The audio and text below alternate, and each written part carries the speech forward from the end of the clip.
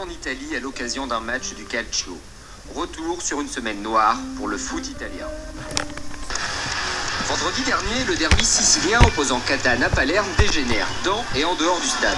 Les affrontements d'une rare violence éclatent, les tifosi de Catane s'en prennent aux forces de l'ordre pendant plusieurs heures.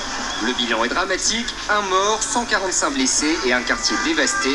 Tous les matchs du week-end sont annulés, une première depuis 1995 et la mort d'un supporter du Genoa. Sébastien Louis connaît bien le phénomène, il a enquêté pendant plusieurs années sur le monde méconnu des ultras. Cette violence ne le surprend pas. C'est une scène assez classique. La plupart des journaux font semblant d'être étonnés par ce qui s'est passé. Mais en fait, je reviens d'un séjour en Italie et je vais souvent voir des matchs de première à la 5e division en Italie. Et c'est des scènes qu'on voit à peu près quotidiennement. J'étais à Naples-Vérone et je me suis retrouvé dans la même situation. Lundi, 3 jours après le drame, des milliers de personnes assistent aux funérailles du policier. Loin des larmes de Catane, la Ligue professionnelle italienne et son président, Antonio Matarezze, ont d'autres préoccupations. Le calcio ne peut pas s'arrêter. C'est comme si on fermait une autoroute pendant 5 jours après un accident. Les morts font partie du système. Le spectacle doit continuer. Et il peut compter sur le soutien de nombreux présidents de clubs. C'est une diabolisation du monde du football, ce qui est faux. Criminaliser tout le système est injuste. Dans l'après-midi, le ministre de l'Intérieur italien annonce le vote imminent d'une série de mesures pour renforcer la sécurité dans et autour des stades. L'Italie veut faire le ménage dans ses tribunes, sans concertation avec les principaux intéressés, les supporters. Je pense qu'ils ont leur mot à dire.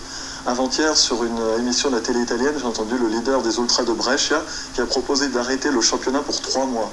3 mois et de parler, de prendre le temps de réfléchir, même 6 mois. Ils ne sont pas contre, ils veulent discuter, ils veulent avoir des responsabilités. Le problème, c'est qu'on les marginalise encore plus avec ces lois spéciales. Mercredi, les mesures tant attendues tombent enfin. On retiendra notamment l'interdiction de vendre des billets aux supporters adverses, l'obligation de jouer à huis clos dans les enceintes ne respectant pas les normes de sécurité, ce qui représente plus de la moitié des stades de Serie A, et un renforcement des interdictions de stade. Pourtant, l'Italie dispose déjà d'une législation très dure. Plus de 1500 personnes sont interdites de stade, dont les principaux responsables de groupes ultras. Conséquence, les plus jeunes se retrouvent livrés à eux-mêmes. On interdit de stade les gens qui sont en première ligne, les gens qui osent prendre des responsabilités. Les jeunes de 16, 18, 20 ans qui rentrent dans ces groupes ne sont pas encadrés par les aînés, car ces groupes jouent un rôle social, il faut le voir. Et donc quand ils ne sont pas encadrés, ils vont plutôt se diriger dans un modèle underground, sur des petits groupuscules. En Italie, on les appelle les canisciolti. Dopage, matchs truqués, violence, le foot italien est gravement malade. L'affluence dans les stades a chuté de 33%, passant de 30 000 à 20 000 spectateurs en seulement 9 ans.